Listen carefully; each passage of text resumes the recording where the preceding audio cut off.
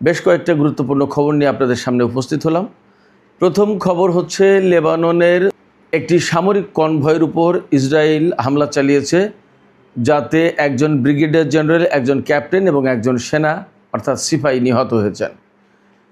লেবাননের president Joseph আউন যখন লেবাননের ক্রাইসিসের জন্য অনেকটা ইরানকে দায়ী করছেন, তখন ইসরায়েল এই হামলা চালিয়ে সম্ভবত চোখে আঙুল দিয়ে দেখিয়ে দিল আসল ঘটনা কোথায় লুকিয়ে আছে। এখন লেবাননের প্রেসিডেন্ট কি বলবেন জানি না, তবে ঘটনা ঘটে গেছে। লেবাননের প্রেসিডেন্টের পক্ষে কি এখন ইসরায়েলের বিরুদ্ধে প্রতিশোধ নেওয়া অথবা জবাব চাওয়া সম্ভব হবে? এদিকে মার্কিন প্রেসিডেন্ট ডোনাল্ড ট্রাম্প আবারও বলেছেন ইরানের সাথে একটা চুক্তি শিগগিরই হয়ে যেতে পারে। এই প্রসঙ্গে তিনি এনবিসি টেলিভিশনকে জানিয়েছেন, ভিয়েতনাম যুদ্ধ 19 বছর চলেছে, আমি তো মাত্র 3 মাস। অথচ তিনি যুদ্ধ শুরুর সময় বলেছিলেন 3 থেকে 4 দিনের ভেতরে আমরা সব কিছু ক্লিয়ার করব। এদিকে ইরানের উপর সামান্যতম হামলা হলে জবাব হবে বিধ্বংসী, এবং ইরান যে কথা বলে আসছে সেই কথা এখন চূড়ান্তভাবে প্রশ্নের মুখোমুখি করছে। নতুন যদি যুদ্ধ শুরু হয়, ইরান কি আসলে অস্ত্রের জাদু দেখাতে পারবে? সুপ্রিয় দর্শক, এই সব বিষয় নিয়েই এখনকার আলোচনা। আশা করি আলোচনা ভালো লাগবে এবং আপনারা শেষ পর্যন্ত সঙ্গে থাকবেন। আর ভিডিও যদি ভালো লাগে তাহলে লাইক, কমেন্ট, শেয়ার করবেন এবং চ্যানেলটি সাবস্ক্রাইব করে সাথেই থাকবেন। দর্শক, আপনারা সাবস্ক্রাইব করার জন্য ক্লিক করে বেল বাটনে চাপ দিতে পারেন, তাহলে আপনাদের কাছে সমস্ত ভিডিও আপলোড হওয়ার সাথে সাথেই চলে যাবে, আপনারা নোটিফিকেশন পাবেন। দর্শক, চলুন বিস্তারিত আলোচনা যাই। আজকে দুপুরের ভিডিওতে বলেছিলাম, লেবাননের প্রেসিডেন্ট সম্পর্কে বেশ বিস্তারিত আলোচনা করেছিলাম। তিনি ইরানকে খানিকটা বলা যায় এক হাত নিয়েছেন। তিনি বলেছেন, this is our country, this is not yours. এটা আমাদের দেশ, এটা তোমাদের দেশ না। ইরানকে বলেছে, ইরানের কর্মকর্তাদেরকে বলেছে। ইরান আমেরিকার সাথে চুক্তির ক্ষেত্রে লেবাননকে বার্গেনিং চিপ অর্থাৎ দর কষাকষির হাতিয়ার বানাচ্ছে। এ কাজ করার জন্য নিষেধ করেছিলেন লেবাননের প্রেসিডেন্ট জোসেফ আউন। এই জোসেফ আউন, আমি আবারও বলছি, তিনি কিন্তু একসময় লেবাননের সেনাবাহিনীর প্রধান ছিলেন। লেবাননের যে সাংবিধানিক কাঠামো, সেই কাঠামোর আওতায় খ্রিস্টান সম্প্রদায় থেকে প্রেসিডেন্ট, সুন্নি সম্প্রদায় থেকে প্রধানমন্ত্রী এবং শিয়া সম্প্রদায় থেকে জাতীয় সংসদের স্পিকার নির্বাচিত হন। সেই হিসেবে জোসেফ আউন প্রেসিডেন্ট হতে পেরেছেন, অনেকটা তার জন্য সহজ হয়েছে। তো যাই হোক, এই জোসেফ আউন যখন সেনাপ্রধান ছিলেন, তখন লেবানন ইসরায়েলের বিরুদ্ধে কখনোই কোনো প্রতিবাদ করতে পেরেছে এমনটা আমার জানা নেই। আমি সুদীর্ঘকাল ধরে ইংরেজি খবরের সাথে আছি, বিদেশি নিউজ করার সাথে আমার অনেক দিনের সম্পর্ক। কিন্তু জোসেফ আউন ইসরায়েলের বিরুদ্ধে কোনো প্রতিরোধ যুদ্ধে ডাক দিয়েছেন বা কোনো প্রতিবাদ করেছেন ইসরায়েলি দখলদারিত্বের বিরুদ্ধে, বা অনেক ক্ষেত্রেই তারা যে মারাত্মক রকমের হামলা, হত্যাযজ্ঞ চালায়, এর বিরুদ্ধে কখনো তিনি কোনো প্রতিবাদ কিছুই করেনি। কার্যত লেবাননের সেনাবাহিনীকে একটা ঠুটো জগন্নাথে পরিণত করে রেখেছেন এই সমস্ত ব্যক্তি। যাই হোক, তিনি ইরানকে যে কথা বলেছিলেন কড়া ভাষায়, সিএনএনের আমানপুরের সঙ্গে সাক্ষাৎকারে তিনি বলেছিলেন যে ইরান লেবাননকে বার্গেনিং চিপ বানাচ্ছে।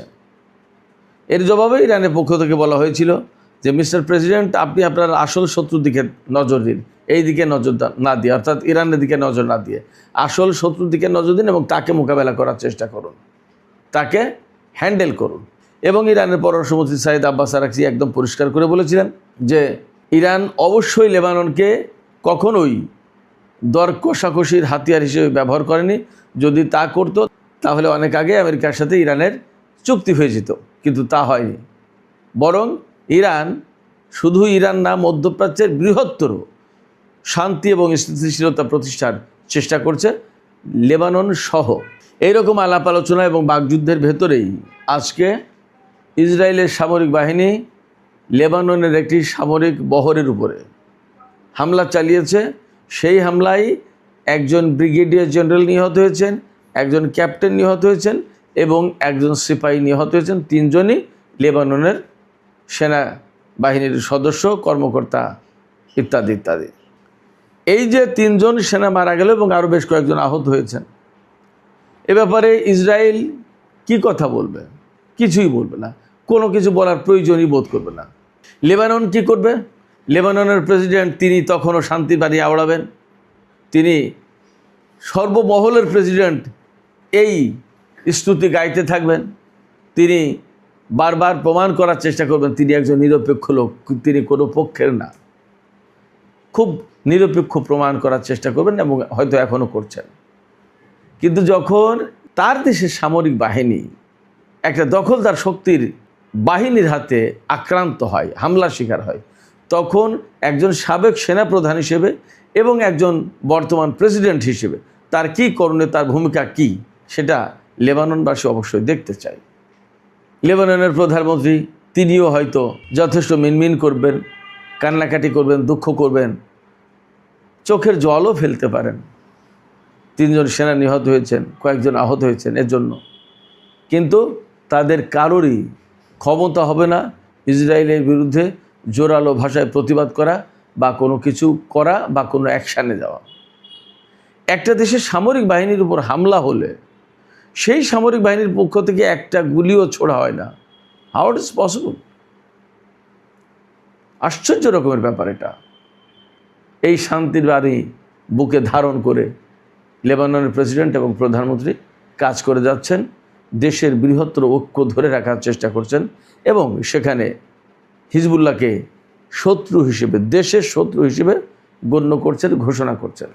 যে পরিস্থিতি তৈরি হয়েছে তাতে অনেকেই প্রশ্ন তুলছেন, বিশেষ করে আন্তর্জাতিক কোনো কোনো গণমাধ্যম বা সামাজিক মাধ্যম, যে তৃতীয় আরব যুদ্ধ শুরু হবে কিনা। আমি খুব অবাক হয়ে যাই। ইসরায়েলের বিরুদ্ধে আরবরা যে যুদ্ধগুলো করেছে তার নেতৃত্বে ছিল একসময় মিশর এবং সিরিয়া, এবং তাদের কমিটমেন্ট ছিল, ডিটারমিনেশন ছিল। এক পর্যায়ে তো মিশর অনেকটা বিশ্বাসঘাতকতা করেছে বলেই বলা হয়। আনোয়ার সাদাত বিশেষ করে ইসরায়েলের পক্ষে হঠাৎ করেই চলে গেল এবং হঠাৎ করেই যুদ্ধ বন্ধ করে দিল। যখন ব্যাটেলফিল্ডে প্রচণ্ডভাবে মিশর এবং সিরীয় সেনারা ইসরায়েলের বিরুদ্ধে যুদ্ধ করছিল, তখন হঠাৎ করেই আনোয়ার সাদাত সেই যুদ্ধই স্থগিত করেছিল। সে ভিন্ন কাহিনী, সে আর একদিন যদি সুযোগ হয় আলোচনা করা যাবে। কিন্তু তখন মিশর এবং সিরিয়ার মতো শক্তি ইসরায়েলের বিরুদ্ধে লড়াই করেছিল। এখন লেবাননের মতো একটা দুর্বল সেনাবাহিনীর সামরিক শক্তির দেশ, তার পক্ষে কি ইসরায়েলের বিরুদ্ধে রুখে দাঁড়ানো সম্ভব?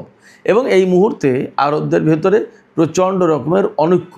যখন ইসরায়েলের বিরুদ্ধে আরবরা যুদ্ধ করত, তখন তারা পরাজিত হলেও তাদের ভেতরে একটা ঐক্য ছিল, আরব জাতীয়তাবোধ ছিল, আরব জাতীয়তাবাদী চেতনা ছিল এবং আরব ফিলিংসটা ছিল যে ফিলিস্তিনিরা আমাদের আরব ভাই, আমরা আরব, আমরা আরবীয়রা ঐক্যবদ্ধভাবে লড়াই করব, এমন একটা ফিলিংস ছিল। কিন্তু এখন কি সেই ফিলিংস আছে? নেই। সেক্ষেত্রে লেবাননের পক্ষে ইসরায়েলের বিরুদ্ধে দাঁড়ানো আদৌ কি সম্ভব? হ্যাঁ, লেবাননের পক্ষে কথা বলেছেন বাহরাইনের সরকার। তারা কি বলেছেন? তারা বলেছেন লেবানন ইরানকে যে বলছে যে আমাদের অভ্যন্তরীণ ব্যাপারে হস্তক্ষেপ করো না, এটা আমাদের দেশ, এটা তোমাদের দেশটা, এই বক্তব্যের প্রতি সমর্থন জানিয়েছে বাহরাইন। কিন্তু ইসরায়েল যে এত বড় অন্যায় করে যাচ্ছে দিনের পর দিন, বছরের পর বছর, ফিলিস্তিনে, গাজায়, পশ্চিম তীরে, লেবাননে, দক্ষিণ লেবাননে, এর কোনো বাদ প্রতিবাদ করার ক্ষমতা, হিম্মত এদের নেই। বরং এই ইসরায়েলকে বলা যায় যে সোনার মুকুট দিয়ে তারা বরণ করেছে। আব্রাহাম অ্যাকর্ড দিয়ে তারা ইসরায়েলকে পুরস্কৃত করেছে। যাই হোক, এখন আমরা অপেক্ষায় থাকি, দেখি লেবানন পরিস্থিতি কোথায় যায়, কি হয়। তবে লেবাননের যে প্রতিরোধকামী সংগঠন, তারা তাদের কাজ চালিয়ে যাবে, তাতে কেউ পাশে থাকলো আর না থাকলো। This is their goal, this is their bottom. এদিকে মার্কিন প্রেসিডেন্ট ডোনাল্ড ট্রাম্প তিনি আবার বলেছেন এনবিসি টেলিভিশনকে দেওয়া সাক্ষাৎকারে যে ইরানের সাথে আবার শিগগিরই চুক্তির বা যুদ্ধবিরতি আলোচনা শুরু হবে এবং শিগগিরই একটা চুক্তি হয়ে যেতে পারে। তিনি আবারও জোর দিয়ে বলেছেন যেভাবে হোক, একভাবে না একভাবে তিনি ইরানের ইউরেনিয়াম সমৃদ্ধ করা যে ইউরেনিয়াম, সেই ইউরেনিয়াম তিনি দখলে নেবেন। এরপরে ইরানের সাথে তিনি চুক্তি করবেন সব কিছু ঠিকঠাক হয়ে যাবে, কোনো ব্যাপারই না, এরকম বক্তব্য দিয়েছেন। সাংবাদিক প্রশ্ন করেছেন যে সর্বশেষ ইরানের সাথে কবে আলাপ হয়েছে আপনার, তিনি এই প্রশ্নের জবাব দেননি। এরপরে বলেছেন কতদিনের ভেতরে এই চুক্তি হয়ে যেতে পারে। তিনি বলেছেন যে ভিয়েতনাম যুদ্ধ তো 19 বছর চলেছিল, আর আমি তো মাত্র 3 মাস এই যুদ্ধের ভেতরে আছি। কেমন? এর ভেতর দিয়ে দুটো বিষয় আসতে পারে, যে কোনোটা হতে পারে। এর ভিতর দিয়ে হয় তিনি দীর্ঘমেয়াদী যুদ্ধের একটা ইঙ্গিত দিয়েছেন, অথবা তিনি যা বলেছেন তার মানে দাঁড়ায় যে আমেরিকা আসলে ইরানের সাথে পারছে না। Iran is a very tough opponent, Iran অনেক শক্ত একটা প্রতিদ্বন্দ্বী, যে কোনোটা মিন হতে পারে। যাই হোক, তবে তিনি একদম সহজেই বলেছেন যে ইরানের কাছ থেকে যে কোনো উপায়ে যেভাবে হোক পরমাণু সমৃদ্ধ ইউরেনিয়াম আমরা নিয়ে নেব। মনে হচ্ছে যেন একদম সহজ একটা ব্যাপার, ইরান চাইলেই দিয়ে দেবে, হয় চুক্তির মাধ্যমে আর তা না হলে সামরিক উপায়ে। তিনি এইভাবে বলেছেন, কিন্তু আসলে কি তিনি সামরিক উপায়ে ইরানের কাছ থেকে ইউরেনিয়াম কেড়ে নেওয়ার ক্ষমতা রাখেন?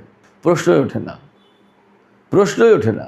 কারণ ইরান একদম পরিষ্কার করে বলে দিয়েছে, এবং সেটা গত 2 দিনে কাজে কর্মে প্রমাণ করে দিয়েছে।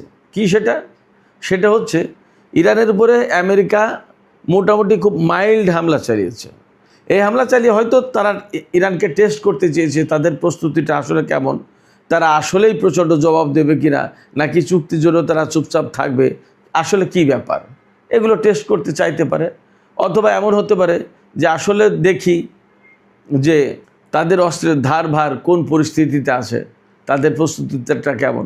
যাই হোক, তো ইরান যেহেতু একদম কড়া জবাব দিয়েছে, কড়া, আপনারা ভিডিও দেখলে অবাক হয়ে যাবেন যে কুয়েতের যে বিমান ঘাঁটিতে হামলা চালিয়েছে সে বিমান ঘাঁটি কার্যত তছনছ হয়ে গেছে, একেবারে তছনছ হয়ে গেছে, মারাত্মক রকমের হামলা। এই হামলার পর একদম পরিষ্কার হয়েছে আমেরিকার কাছে যে ইরান থামবে না, ইরান ছাড় দেবে না, ইরান কোনো মতেই আপোষ করবে না। তার মানে ইরান খুব স্ট্রং পজিশনে, এবং তাদের এই পজিশন ধরে রাখার জন্য এখন তাদেরকেই আমেরিকার যে কোনো ছোটোখাটো অন্যায়ের বিরুদ্ধেও শক্ত জবাব দিতে হবে। এই জায়গা থেকেই বিশ্বাস করার যথেষ্ট কারণ আছে। ইরান যে দীর্ঘদিন ধরে বলে আসছে আমাদের উপর যদি নতুন করে আমেরিকা হামলার ঘটনা ঘটায়, ইসরায়েল যদি নতুন করে আগ্রাসন চালায়, তাহলে তার জবাব হবে ভয়ঙ্কর বিধ্বংসী, এবং এমন অস্ত্র ব্যবহার করা হবে যা বিশ্ব কখনো দেখেনি। শত্রুরা বিস্মিত হবে, সারপ্রাইজ হয়ে যাবে। তো এই যে ইরানের পক্ষ থেকে হুমকি দেওয়া হচ্ছে, এবং আমি কয়েকটা ভিডিওতে মাঝে মাঝে বলেছি কী ধরনের অস্ত্র ব্যবহার করতে পারে, সেই জায়গায় বিশ্বাস করার যথেষ্ট কারণ এখন আমাদের সামনে উপস্থিত যে ইরান যে কথা বলছে তাই করবে। সেটা হামলার মাত্রা অনেক কঠিন এবং বিস্তৃত করে সেটা প্রমাণ করবে, এবং এমন কিছু অস্ত্র তারা আসলে ব্যবহার করবে যে অস্ত্রের কথা চিন্তা করে স্বয়ং আমেরিকা ভয় পাচ্ছে। এবং এরই মধ্যে গণমাধ্যমে খবর এসছে যে মার্কিন প্রেসিডেন্ট ডোনাল্ড ট্রাম্প ইরানকে ভয় পাচ্ছেন রীতিমতো। কারণ কি? তার কাছে কোনো না কোনো সূত্র থেকে বলা হচ্ছে পাকিস্তানের কাছে ইরান বলেছে, এবং পাকিস্তান সেই কথায় আমেরিকার কাছে পৌঁছে দিয়েছে যে ইরান অলরেডি পরমাণু অস্ত্র অথবা তার চেয়ে বড় কিছু আবিষ্কার করেছে। এখন পরমাণু অস্ত্র যদি বানিয়ে ফেলে তাহলে তো আমেরিকা ডোনাল্ড ট্রাম্পের জন্য ভয়ঙ্কর ভয়, আর যদি তা না বানাইতে তার চেয়ে বড়, তাহলে সেটা কি? সেটাও তো একটা ভয়ের কারণ। খুব বাস্তব কথা হচ্ছে আমেরিকার শক্তের ভক্ত নরমের জম। আপনারা খেয়াল করে দেখবেন পৃথিবীতে আমেরিকা যে পরিমাণে দুর্বল রাষ্ট্রগুলোর উপর যুগে যুগে হামলা চালিয়েছে, যুদ্ধ চাপিয়ে দিয়েছে, আগ্রাসন চালিয়েছে, এইরকম শক্ত কোনো দেশের, শক্তিশালী দেশের বিরুদ্ধে কিন্তু তাদের কোনো যুদ্ধের ঘটনা নেই। রাশিয়ার সাথে নেই, চীনের সাথে নেই, এরকম বড় বড় শক্তি যাদের কাছে প্রচুর অস্ত্র বা পরমাণু শক্তি আছে, এমনকি উত্তর কোরিয়ার বিরুদ্ধেও কোনোদিন তারা একটা গুলি ছোড়ে না, বিকজ তাদের হাতে পরমাণু অস্ত্র আছে। ইরানের উপরে হামলা চালিয়েছে, ইরান এই ধরনের যদি ঘোষণা আগে দিয়ে দিত যে আমাদের কাছে পরমাণু অস্ত্র আছে, তাহলে আমেরিকা হয়তোবা ইরানের বিরুদ্ধে হামলা চালাতে আসতো না। যাই হোক, অনেকে কথা বলে, আবার অনেকে কথাও বলে যে রাশিয়ার কাছে পরমাণু অস্ত্র থাকার পরেও তারা তো ইউক্রেনকে জড়িয়ে দিয়েছে রাশিয়ার সাথে যুদ্ধে, এবং ইউক্রেনকে সাপোর্ট দিচ্ছে। নানা রকমের কথা আছে। যাই হোক, তো ইরানের যে ব্যাপক বিধ্বংসী হামলার যে প্রতিশ্রুতি এবং এমন কিছু নজিরবিহীন অস্ত্র ব্যবহারের প্রতিশ্রুতি, আসলে কি বিশ্ব এরকম কোনো ইরানি অস্ত্রের জাদু দেখতে যাচ্ছে? যদি নতুন করে যুদ্ধ শুরু হয়, নতুন করে যুদ্ধ শুরু না হোক আমরা সেটা বলি, কিন্তু যদি শুরু হয় তাহলে ইরান কি আসলে এই ধরনের কোনো অস্ত্র ব্যবহার করতে যাচ্ছে কিনা, সে প্রশ্ন কিন্তু বারবার ঘুরে আসছে। আমি ব্যক্তিগতভাবে আবারও বলছি যে আমার যথেষ্ট বিশ্বাস করার কারণ আছে বা বিশ্বাস করছি যে ইরান যে কথা বলছে তারা তাই করবে। সেক্ষেত্রে আমেরিকা ইরানের উপর আদৌ হামলা চালাবে কিনা, নতুন করে যুদ্ধ শুরু করবে কিনা, সেটা তাদের এখন সিদ্ধান্ত নেওয়ার ব্যাপার। ইরানের IRGCর সাবেক কমান্ডার এবং সর্বোচ্চ নেতার সামরিক বিষয়ক উপদেষ্টা মেজর জেনারেল মোহসেন রেজাই তিনি কিন্তু তাই বলেছেন, এখন বল আমেরিকার কোর্টে, তারা কি করবে তাদের সিদ্ধান্ত, আমরা আমাদের অবস্থানে থাকলাম অটল। সুপ্রিয় দর্শক, এ পর্যায়ে পাকিস্তানের স্বরাষ্ট্রমন্ত্রী নাকভির সম্ভাব্য ইরান সফরের ব্যাপারে দু একটা কথা বলে আলোচনা শেষ করতে চাই। পাকিস্তানের স্বরাষ্ট্রমন্ত্রী আজকেই ইরান সফরে যাওয়ার কথা এবং সফরের মূল কারণ বলা হচ্ছে, এক্সপ্রেস ট্রিবিউনের খবরটা এসছে যে ইরান এবং আমেরিকার মধ্যে নতুন করে পরমাণু আলোচনা শুরু হতে পারে এবং সেই আলোচনা শুরুর ব্যাপারে পাকিস্তানের পক্ষ থেকে হয়তো কিছু মেসেজ আছে বা আমেরিকার পক্ষ থেকে কিছু মেসেজ আছে, যেহেতু ডোনাল্ড ট্রাম্প বলছেন যে তারা শিগগিরই আবার ইরানের সাথে আলোচনায় বসতে যাচ্ছে এবং আমেরিকার পক্ষ থেকে এরকম কিছু তৎপরতা আছে। জারেড কুশনার এবং স্টিভ উইটকফ তারা আমেরিকার পরমাণু বিষয়ক বিশেষজ্ঞ বা এই আলোচনার বিশেষজ্ঞদের সাথে পরামর্শে বসেছেন। তো এইরকম একটা প্রেক্ষাপটে সম্ভবত পাকিস্তানের কাছে কোনো বার্তা দিয়েছে আমেরিকা, সেই বার্তা নিয়ে ইরানে যাচ্ছেন পাকিস্তানের স্বরাষ্ট্রমন্ত্রী নাকভি।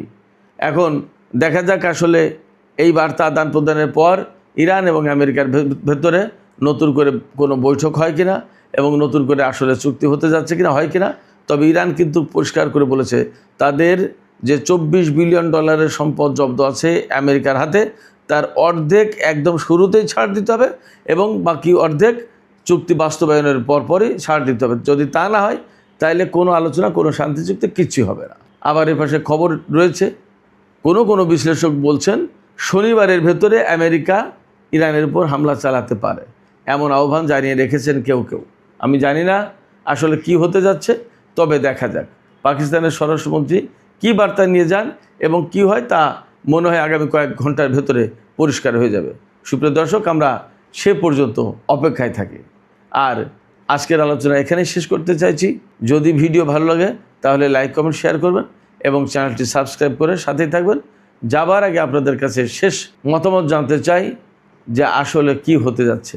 এই যে লেবাননের 3 জন সেনাকে হত্যা করলো ইসরায়েল, এর বিরুদ্ধে লেবাননের পক্ষ থেকে আসলে কোনো ব্যবস্থা নেওয়া বা কোনো প্রতিরোধ বা প্রতিবাদের কোনো ঘটনা ঘটতে পারে, আপনাদের কি মনে হয়? আপনাদের মতামত কমেন্টে জানাতে পারেন। আর ভিডিও ভালো লাগলে লাইক, কমেন্ট, শেয়ার করে সাথেই থাকবেন প্লিজ।